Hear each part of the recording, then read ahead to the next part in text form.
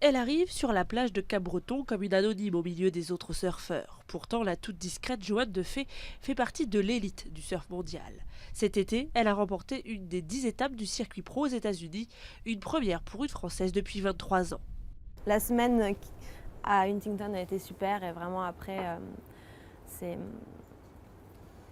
enfin, c'est retour à la routine, à l'entraînement et tout, mais ouais, c'est une satisfaction quand même assez incroyable. C'est ici, dans les Landes, que la jeune femme, originaire de La Réunion, s'entraîne pendant la saison des compétitions. Un entraînement quotidien qu'elle a professionnalisé il y a 2 ans, après de mauvais résultats qui lui ont fait perdre son sponsor. Et là, je me suis dit, bon, ben, à 19 ans, on se dit, bon, ben, est-ce que faut que j'arrête, je fais autre chose ou je continue et je me pose un peu des questions et faut que je change quelque chose si je veux faire si je veux faire des résultats et si je veux en faire mon métier, quoi. Aujourd'hui, Johanne a 21 ans, préparateur mental, préparateur physique. La jeune femme se reconcentre et s'affûte.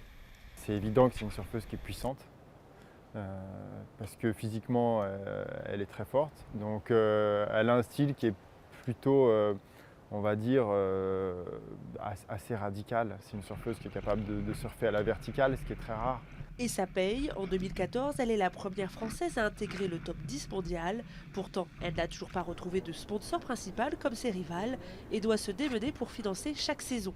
En 2015, elle se lance même dans une campagne de financement participatif sur Internet qui lui permet de récolter plus de 23 000 euros. Pas de quoi la décourager pour autant, celle qui est aujourd'hui 6e mondiale rêve plus loin encore. Ce qu'on m'a appris aussi en préparation mentale, c'est que réussir quelque chose une fois, donc une finale par exemple une fois, c'est un exploit, et de le faire 2 fois, c'est une performance. Du coup, je vais essayer si je peux atteindre une autre finale, avant la fin de l'année, ça pourrait être vraiment bien. Et j'espère finir dans le top 5 à la fin de l'année. Ouais. Et pourquoi pas d'ici quelques années, envisager de devenir championne du monde, un rêve qu'elle ne veut pas s'interdire.